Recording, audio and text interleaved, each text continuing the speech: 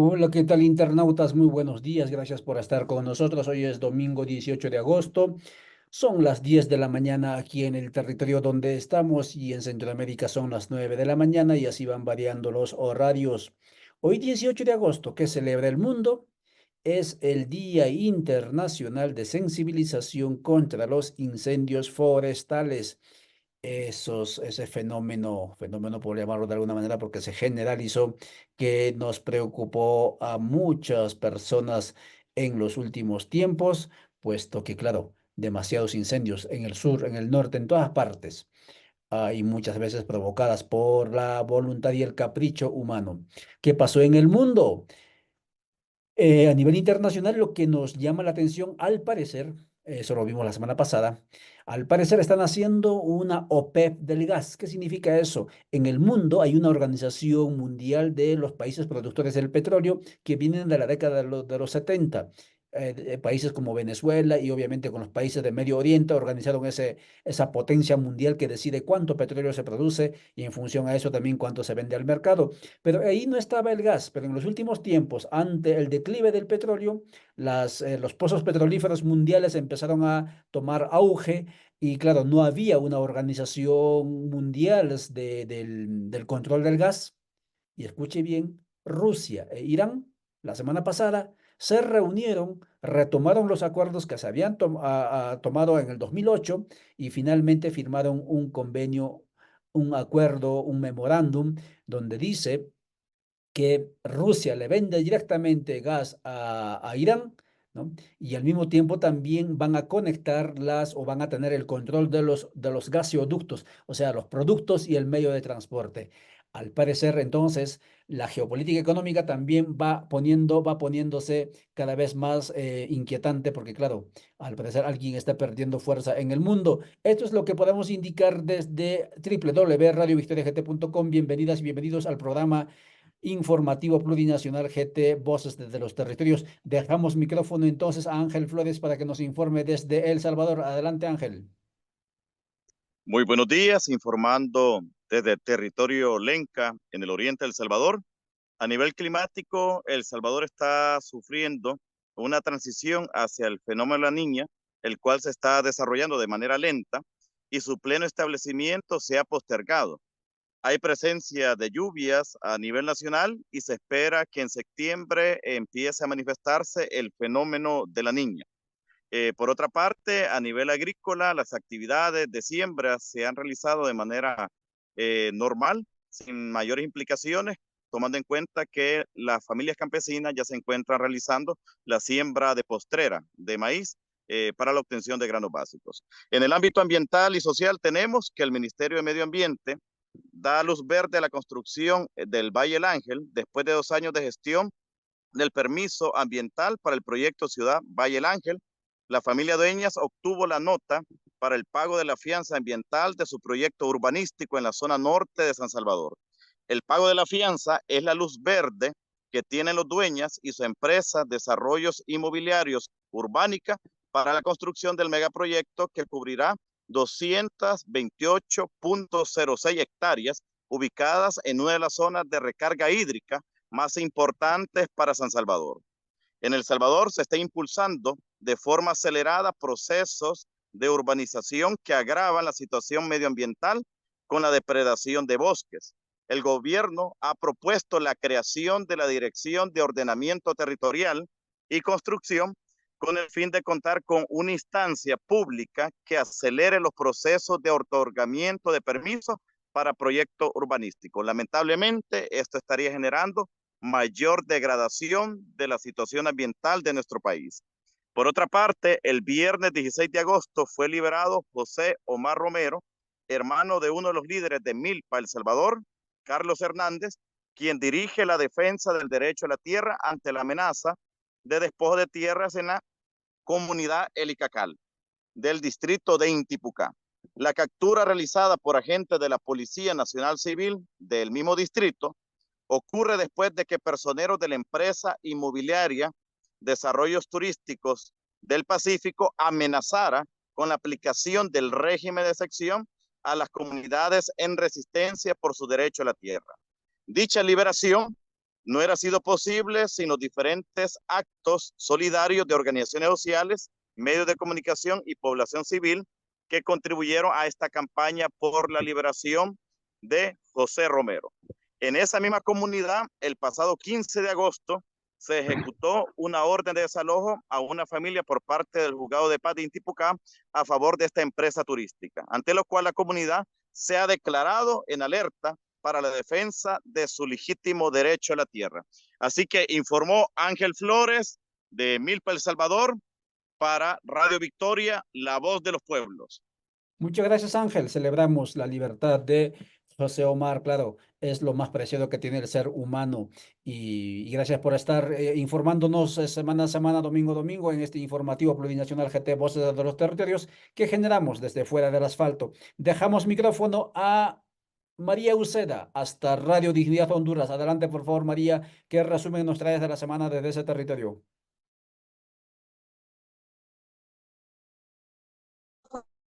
Saludos desde Honduras, desde Radio Dignidad del Movimiento Amplio.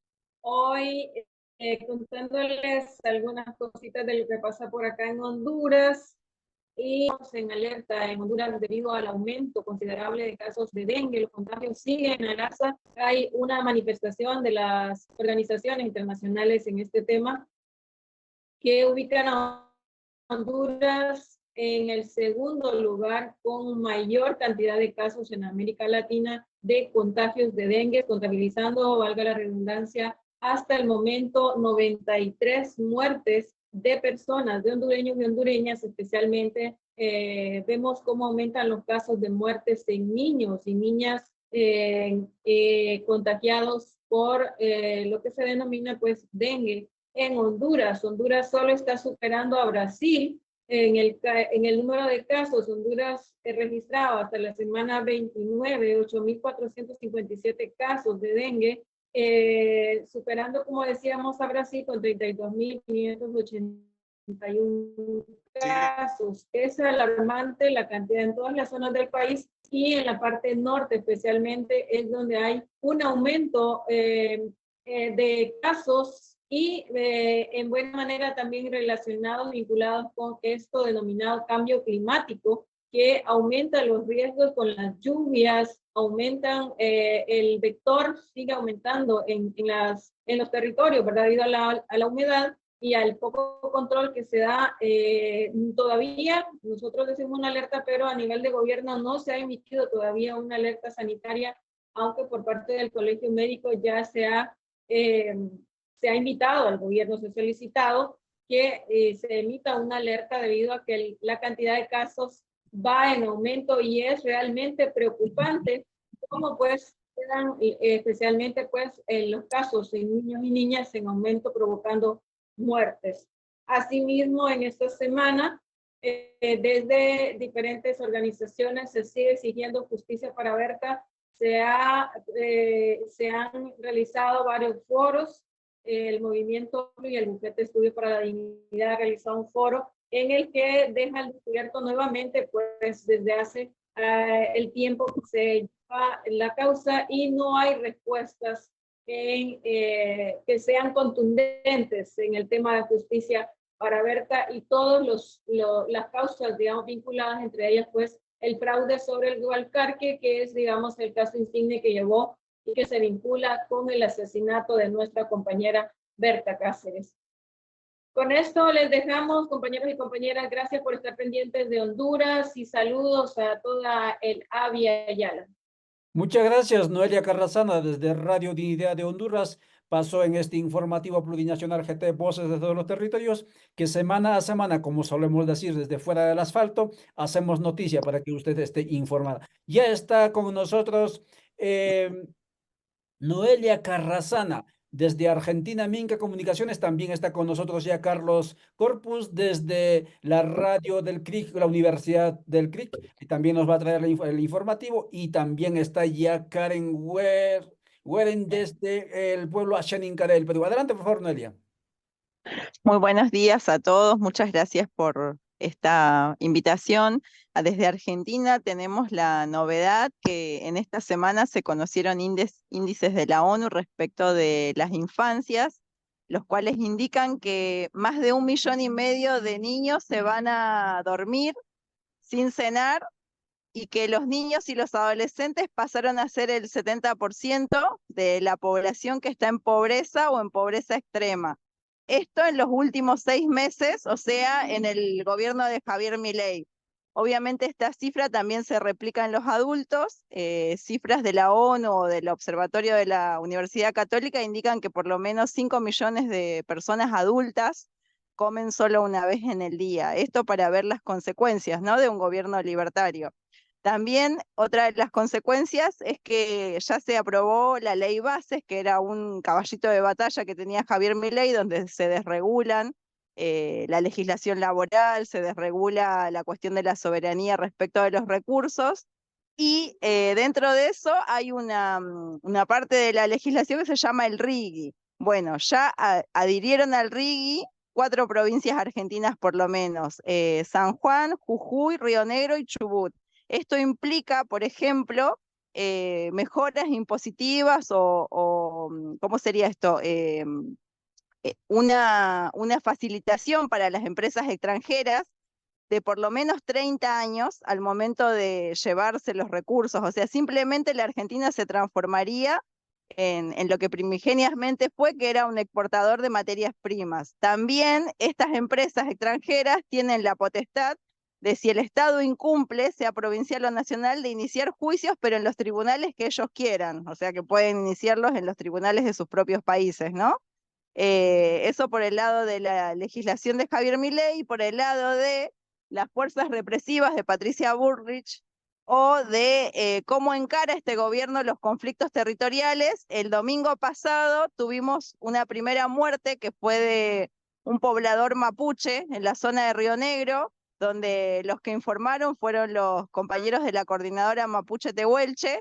La policía entró directamente a la casa de este poblador, de Lof Inalef se llama, que es un territorio donde viven familias de manera ancestral, o sea que no es que se hizo una ocupación nueva, sino que viven las familias de manera ancestral y de repente aparecieron nuevos dueños, donde hay una abogada y gente vinculada al poder del Bolsón. Bueno, en este marco, si bien esta persona es familiar, y no ocurrió exactamente en ese lugar que está en conflicto, al ser familiar se entiende como un modo de amedrentamiento.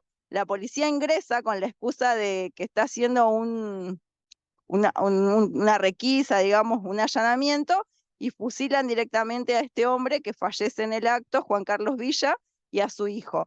El policía en este momento no está encarcelado, sino que está con una tobillera electrónica para poder ver en qué lugares se mueve durante 2 meses. O sea que claramente el gobierno actual va en pos de criminalizar, en este caso, a la población mapuche, y de no castigar a las fuerzas de seguridad que cometan excesos de este nivel, que es asesinar a una persona sin ni siquiera mediar palabras. Esto sería lo que tenemos para informarles desde Argentina, desde Minca Comunicación. Muchas gracias.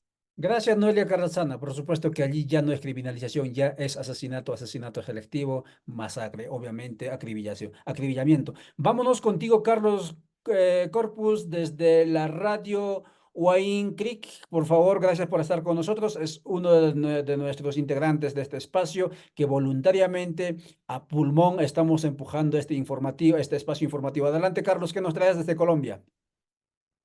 ¿Qué tal? Muy buenos días para todos ustedes, para todos los que están conectados con nosotros a través de este importante medio informativo. Desde Radio Guaínclic de la Universidad Autónoma Indígena Intercultural, contarles a todos ustedes que, bueno, en nuestro departamento del Cauca, en Colombia, las autoridades indígenas de los diferentes territorios indígenas estarán marchando este martes 20 de agosto. Estarán dirigiendo todas las comunidades indígenas.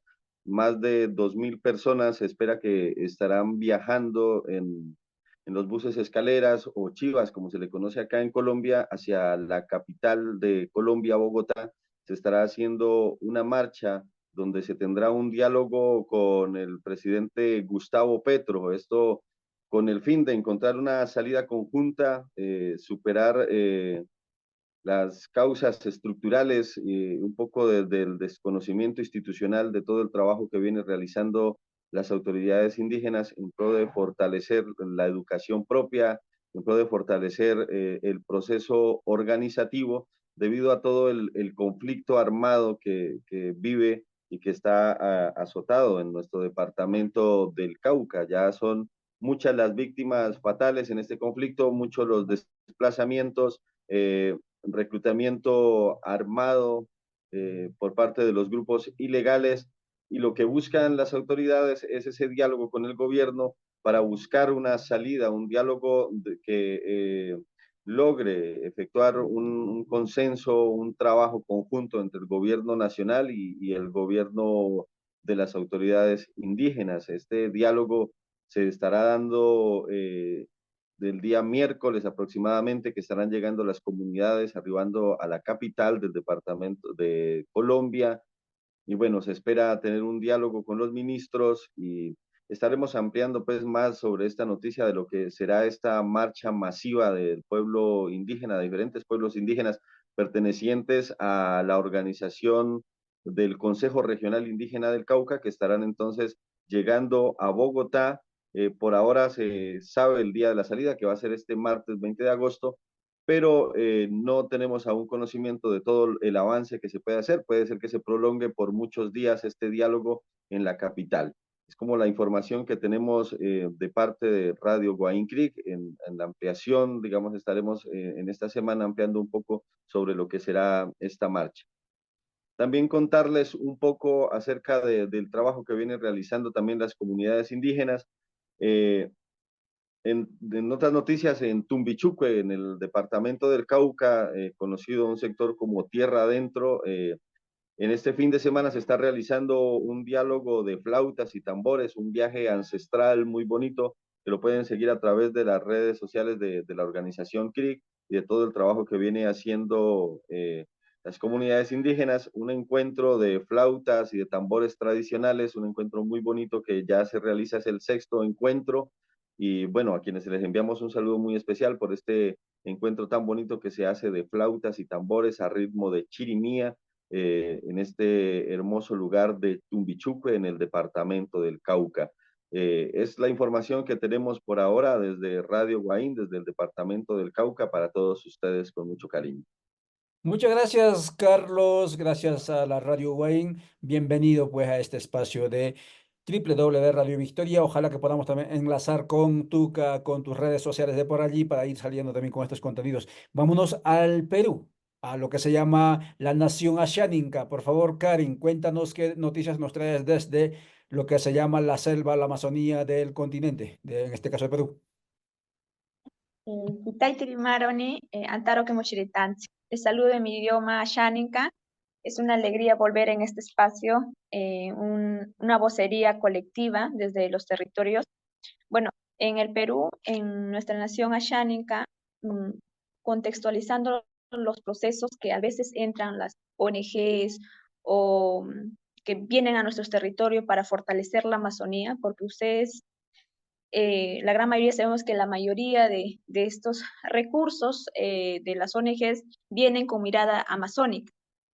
Entonces, pero en este proceso, usualmente estas ONGs vienen con su folclorización. Por ejemplo, en eventos así, donde más que nada la niñez o la juventud está en procesos, hacen ceremonias andinas, para la armonización, o como le llaman también, ofrendas también lo llaman, pero a veces hay que entender que los pueblos indígenas andinos y amazónicos tienen también diferentes reflexiones sobre nuestra armonización, ¿no? Por ejemplo, el pueblo Ashaninka no es así tan como el pueblo andino, que es un proceso de armonización más visible, pero nosotros los Ashaninkas siempre lo hacemos, o es un sabio o una sabia que hace en el bosque o cuando en el mismo instante, ¿no? Entonces, a veces las ONGs folclorizan bastante esa reflexión que nosotros como pueblos indígenas tenemos, ¿no? Entonces, por ejemplo, traen a eventos amazónicos. Entonces, eso creo que eso pasa en varias ONGs, que a veces hacen eventos en la Amazonía y traen esa mirada, ¿no? De imposición también, porque en la Amazonía tenemos diferentes ceremonias o armonización que hacemos, ¿no? En nuestros territorios, con nuestras propias formas, ¿no? Entonces, eso nos llama mucho la atención. ¿Sabes por qué, hermanos, hermanas?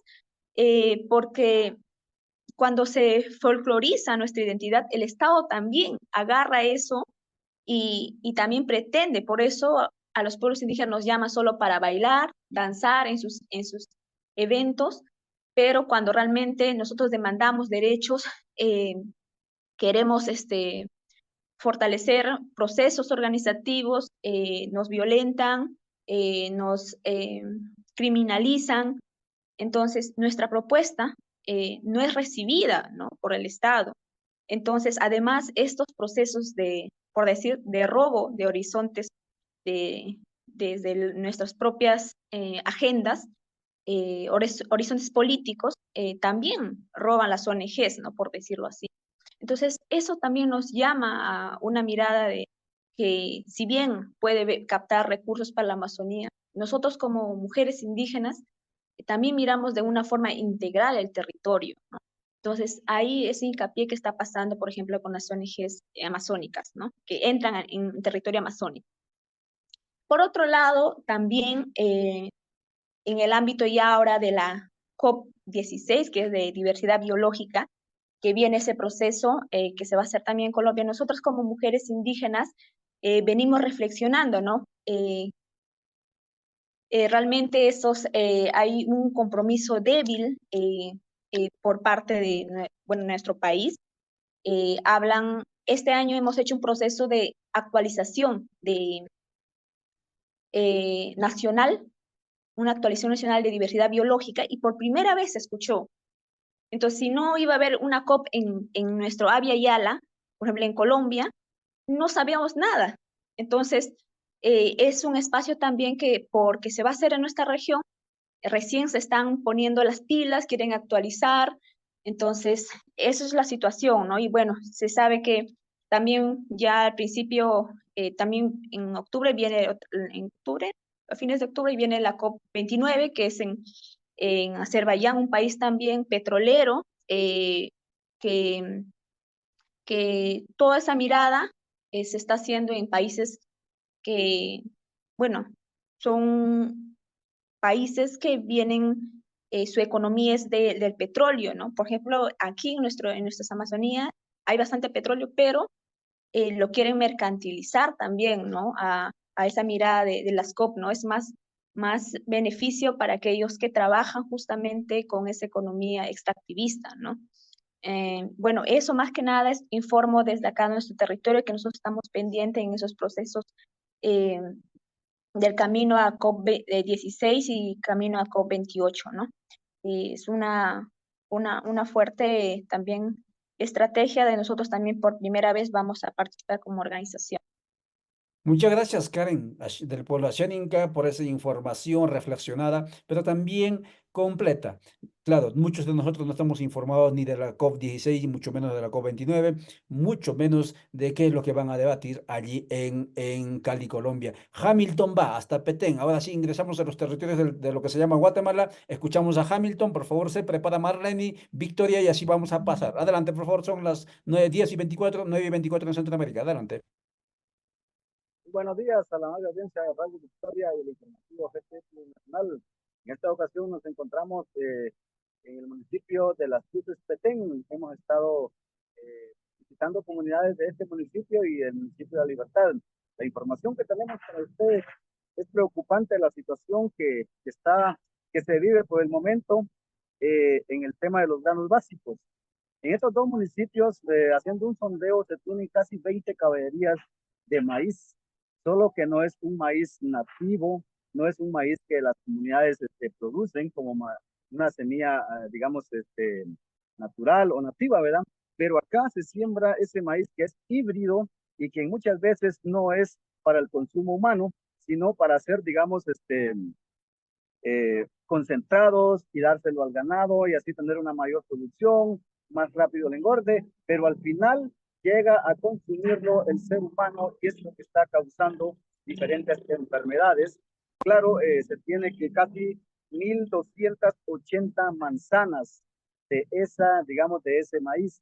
Lo preocupante es de que estos vienen a cooptar a las diferentes comunidades para que no se siga sembrando y manejando ellos ese producto, dándolo a conocer que es mejor, pero las comunidades todavía más lejanas, más lejos, todavía siembran el maíz nativo, ¿verdad?, de sus comunidades. Pero lo preocupante es de que esto viene a, digamos, a incrementar la problemática, porque no toda la población en Guatemala tiene la oportunidad de sembrar un pedazo de milpa o cosechar su propio maíz, más que consumir este maíz que es producido a través de químicos y que enferma a la población en general. Son 2 municipios los que siembran la mayor parte de maíz, ya son 20 caballerías de maíz, es una barbaridad de maíz, pero este es un maíz asesino, contaminante para el ser humano. Esta es la información que tenemos desde el departamento de Petén, informa Hamilton Estuardo Ordóñez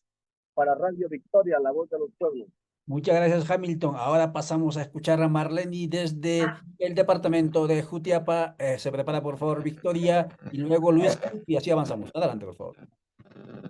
Buenos días a Radio Victoria, la voz de los pueblos, reportando desde el departamento de Jutiapa con la noticia de la semana.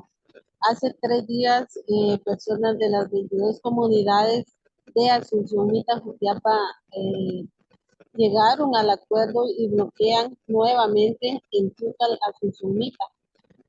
Pues esos días hicieron 2 bloqueos. El motivo del bloqueo fue porque el gobierno no cumplió con el pago a la empresa constructora, donde también comentan que la empresa cumplió con iniciar los trabajos, pero hasta ese día del bloqueo, pues el gobierno no había efectuado el pago de la deuda a dicha empresa.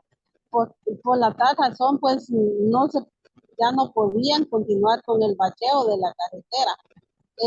Las autoridades de la PNC se acercaron y dialogaron con los líderes comunitarios de las 22 comunidades de Asunción Mita y llegan al acuerdo de liberar a ambas vías, y también tuvieron representantes de la gobernación y las autoridades de la PNC. Lo que se requiere pues es que las carreteras estén en buen estado y que se pueda transitar y que el gobierno cumpla, porque por eso él está al frente de la población. Reportó para Radio Victoria, la voz de los pueblos, Marlene, desde el departamento de Jutiapa. Muchísimas gracias, Marlene, por traernos esa información de servicios básicos. Nos dice Luis Cook que se está quedando sin energía. Adelante, por favor, Luis. Victoria, paciencia. Luis, desde Baja Verapaz, Alta Verapaz. Adelante, Luis. Sí, muy buenos días. Acá me encuentro en el municipio de Alta Verapaz, justamente en San Cristóbal, Verapaz. Acá nos encontramos en una formación de jóvenes que los tiene organizado Codeca. Acá pues están debatiendo un tema que es la privatización y el monopolio. Es un tema que todos nos afecta como temateo. Ese es el tema que andan debatiendo acá los jóvenes. Pasando a otras noticias,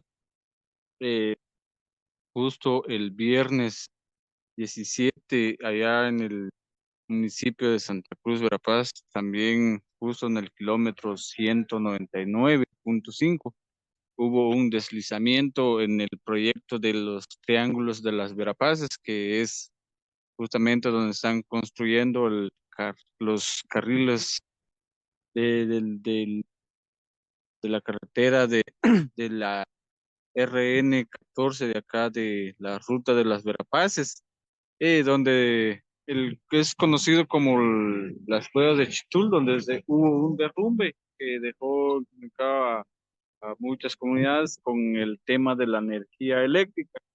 Esto es mi reporte desde Alta Verapaz. Muchas gracias, Luis. Gracias por informarnos de ese proceso formativo que están emprendiendo en esos territorios. Victoria Diva, son las 10:30, 9:30 en Centroamérica. Escuchamos el reporte y luego Hamilton está todavía Werner, y así vamos a ir avanzando. Adelante, por favor, Victoria. Muy buen día, audiencia de Radio Victoria. Me encuentro en el departamento de Santa Rosa donde en este departamento el viernes de 16, en horas de la tarde, llegó la lluvia con una fuerte tormenta eléctrica. En lo que se llama el Boquerón para Chiquimulía, ahí se ponen muchas señoras a vender chiles, ¿verdad? A las camionetas que van para Jalapa, Jutiapa, la frontera. Pero una de ellas, viendo la tormenta eléctrica, se puso a grabar, pero no se percató que lo que son aparatos eléctricos jalan lo que es la electricidad de la tormenta. Y en ese momento a ella le cayó, la verdad, un fuerte rayo, como decimos aquí, dejándola muy grave, con quemaduras graves. Ahorita ella está en el intensivo y las demás señoras quedaron afectadas, pero no tan gravemente, ¿verdad? Entonces, la verdad es que nosotros hemos perdido el respeto hasta para la naturaleza. La naturaleza tiene que ser respetada. Nuestros abuelos nos lo enseñaban, ¿verdad? Cuando hay tormenta eléctrica, no utilizar aparatos eléctricos, pero eso ya nosotros lo hemos ido olvidando y las consecuencias son graves por no tener precaución. Entonces se les recomienda a la población, ¿verdad? Estamos en tiempos de lluvia, las tormentas eléctricas son fuertes. Evitémonos de estos problemas, porque ahora fue esta señora, pero imagínense los niños, ¿verdad? Que también juegan mucho con los teléfonos. Es recomendable, ahí sí que educarlos y enseñarles que mientras haya tormenta eléctrica, guarden sus teléfonos. Por otra parte, la empresa Energuate sigue molestando a la población. El lunes 14, un señor de Buenos Aires tuvo una demanda por parte de la empresa. Fue en el juzgado de Tacisco, pero el señor llegó con su abogado y la empresa solo lo hace por molestar a la gente, por intimidarlos, porque cuando el señor llegó, ahí se estuvieron varias horas y la empresa no presentó, solo los hizo gastar a ellos en su abogado y en su tiempo, y la empresa no presentó. Quiere decir que todo el tiempo empresas extranjeras viven jugando con la población guatemalteca. Soy Victoria Divas y reporté para Radio Victoria, la voz de los pueblos. Gracias, Victoria, por las recomendaciones, pero también por el informe que nos da sobre la empresa Energuate, que cada vez más es repudiado en esos territorios de Guatemala. Voy contigo, Werner Ventura. Adelante, por favor, si todavía estás, Werner.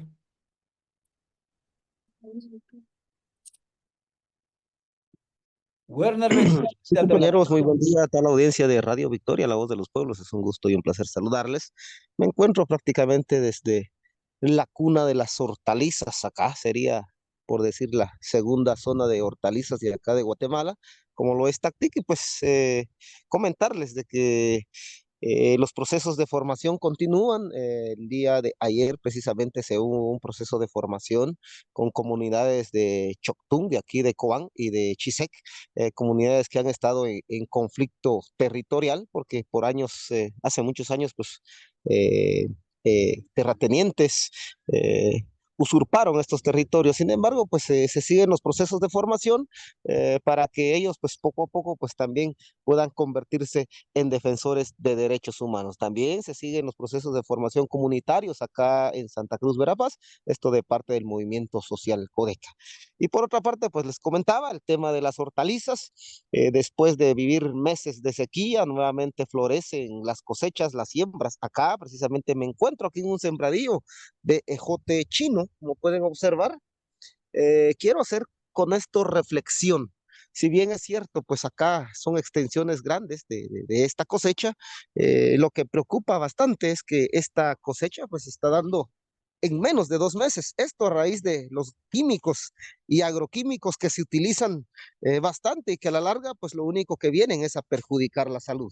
Sabemos de que tenemos que consumir alimentos que provienen de la madre tierra, sin embargo, también estamos en contra del uso de agroquímicos. Es por eso que también hago la otra contraparte, que también en este mismo lugar, pues también lo que preservamos, pues es también mantener nuestras semillas ancestrales, y prueba de ello, pues también estamos en una zona frutera como la Tactic y donde pues también se producen las peras. Hoy estamos en plena época de peras.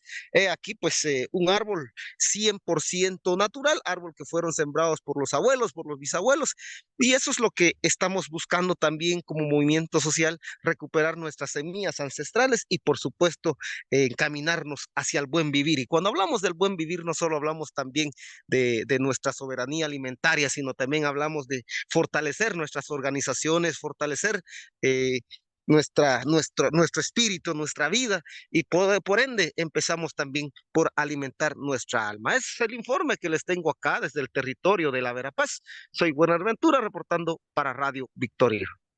Werner Ventura, muchísimas gracias por esa actitud y por la perseverancia en la comunicación y por mostrarnos también y obviamente llamarnos a la alimentación sana y a cuidar los territorios. Me voy contigo, Elda Morales, hasta el Departamento Costero Pacífico de Guatemala. Infórmanos, por favor, lo que nos traes. Muy buen día a toda la amable audiencia de Radio Victoria, la voz de los pueblos. El día de hoy, pues mi informe es que en lo que va esta semana, ¿verdad?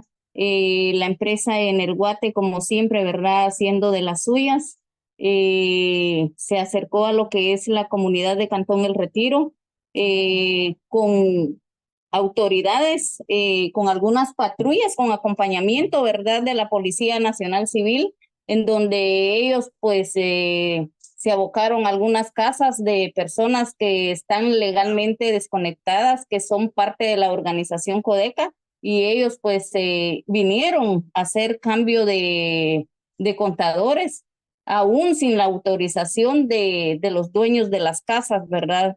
Y así pues siempre, ¿verdad? Ellos amenazantes e intimidando a las personas, ¿verdad? Ellos se acercaron a las casas a hacer esos cambios de contadores. Ese es mi reporte para el día de hoy, Elda Morales, desde Retauleu. Muchas gracias, Elda. Pasamos al departamento de Sololá, Manuel Marroquín, y luego cerramos con Héctor Azatún. Adelante, Manuel. Buenos días a todas y a todos. Pues mi reporte desde aquí de Sololá es que en el municipio de Panajachel, de este mismo departamento, se empezó una formación política, y esto también con el apoyo de la municipalidad del municipio, donde ayer sábado se empezó con el tema de plurinacionalidad, donde ahí la gente estuvieron muy atentos a la formación, porque quizás son temas muy importantes que no se ha escuchado, y por eso la gente que estuvieron en la formación estuvieron entusiasmados para escuchar y también aportar de lo que ellos piensan de los cambios que tenemos que dar aquí en Guatemala. Eso fue mi reporte desde Sololá, Manuel Marroquín. Muchas gracias, Manuel. Son las 9:39. Este es el informativo plurinacional GT Voces de los Territorios que transmitimos a través de Minca Comunicaciones Argentina, Rondas Campesinas del Perú, Alcarajo.org de Colombia, Codeca Guatemala, Radio Victoria, Radio Digital de Honduras y Avia Yala Soberana. Héctor Azatún, cierre por favor este informativo del 18 de agosto, cuando son 10:39 aquí en la zona andina y en Centroamérica las 9:39. Adelante, por favor. Muy buenos días, radio audiencia de Radio Victoria. Hoy nos encontramos acá en el departamento de Baja Verapaz, Salamá. Precisamente, pues el día de hoy se sostuvo una reunión con varios cocodes de lo que es el municipio de Salamá, de lo que es el área sur, para organizarse para viajar el día de mañana a la ciudad capital a una reunión con el ministro del Fondo Social, ya que pues una carretera que se estaba trabajando en su ampliación y la colocación de asfalto, las maquinarias pues se fueron, la empresa retiró las maquinarias y hasta el momento pues no se tienen noticias del por qué la situación, se retiraron y dejaron el proyecto a medio trabajar. Precisamente, pues por esa misma razón, los COCODES se reunieron y mañana pues ya tienen ya una cita con el ministro para tocar ese tema. Y por otro lado, pues ya se hizo un trabajo de 5 kilómetros de asfalto, levantamiento de asfalto acá, que la carretera que conduce al área sur de Salamá. Esto es el reporte que tenemos para los amigos de Radio Victoria. Muchas gracias, Héctor Racetún, desde Baja Verapaz, informándonos también sobre el sistema caminero. Amigas y amigos, son las 10:41. De esta manera cerramos este informativo plurinacional para que usted esté informado con menú noticiario fuera de lo que nos establecen las agencias corporativas o los medios de comunicación hegemónicos. Muchas gracias por vuestro tiempo. El próximo domingo, cuando el reloj marque las 9 de la mañana Centroamérica, estaremos nuevamente con ustedes. Agradecemos a todos nuestros cómplices, comunicadores, periodistas que se sumaron a este espacio a seguir apostándole con la perseverancia. Hasta entonces, chao, chao.